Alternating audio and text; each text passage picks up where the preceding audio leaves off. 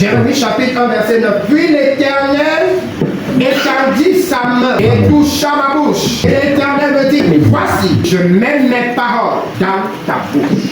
Acclame le Seigneur et accepte dans sa paix. Nous parlons ces derniers temps de la main de Dieu.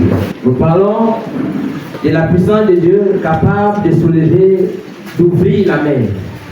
Nous parlons de cette capacité de Dieu à bénir un enfant. Nous parlons de la main de Dieu capable de te protéger. Nous parlons de cette force spirituelle qui a la capacité de t'élever. Nous parlons également de cette force de Dieu qui est capable de te délivrer des forces occultes. Le Seigneur me dit, parle-leur de l'onction prophétique. Dis à quelqu'un l'onction prophétique. L'onction prophétique. L'onction prophétique. L'onction prophétique. Vous savez, nous sommes dans un ministère prophétique. Et l'onction prophétique n'est pas réservée uniquement aux prophètes. L'onction prophétique est réservée à toute personne désirant l'onction. Il ne s'agit pas ici d'une catégorie de personnes qui sont prophètes déjà nés. Et dans le livre de Jérémie, la Bible nous dit que cet homme, cet enfant, n'était pas prophète.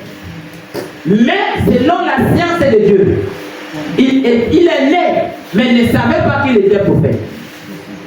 Dieu lui dit, Jérémie, pendant que tu étais dans le ventre de ta maman, moi je te connaissais. Avant qu'elle ne t'accouche, je t'avais déjà consacré prophète des nations. Et la Bible dit au verset 9 que lorsque Dieu, le temps était arrivé maintenant de commencer à utiliser Jérémie, il lui rappelle les choses qui se sont passées avant qu'il ne soit. Il lui rappelle les choses que même ses parents ne connaissaient pas. Et quelque chose s'est passé. Parce que lorsque nous parlons de la main de Dieu, nous voyons seulement la main de Dieu qui guérit. Nous voyons la main de Dieu qui délivre. Nous voyons la main de Dieu qui est capable d'ouvrir la mer. Nous voyons la main de Dieu qui nous sort des problèmes.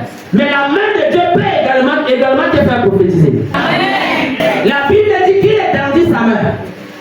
Il est en pleine discussion avec son Dieu. Et Dieu lui dit, je te connaissais, Jérémie. Mais je me rends compte d'une chose.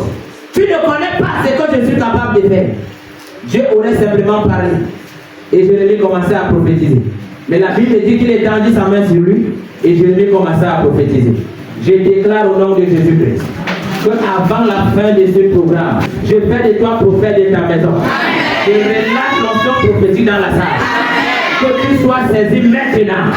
Que ta langue se délivre maintenant. Que le feu de l'esprit descende sur toi maintenant. Et te délivre au nom de Jésus-Christ. Tu seras prophète de ta maison. Tu seras prophète de ta propre vie. Parce que tu es dans un ministère prophétique. Les choses changent autour de toi. Au nom de Jésus-Christ de Nazareth. Ne te dis pas un jour que l'onction a été donnée seulement aux prophètes. L'onction prophétique, non. Un commerçant a le droit de prophétiser. Un homme d'affaires a le droit de prophétiser. Amen. Un leader dans l'église a le droit de prophétiser. Amen. Un dirigeant de la chorale a le droit de prophétiser. Amen. Un choriste a le droit de prophétiser. Amen. Un instrumentiste, je ne sais pas quel nom donné, a le droit de prophétiser. Amen. Donc ne te dis pas que l'onction a été donnée seulement aux hommes de Dieu. Dieu également a accordé cette portion à quiconque le désire.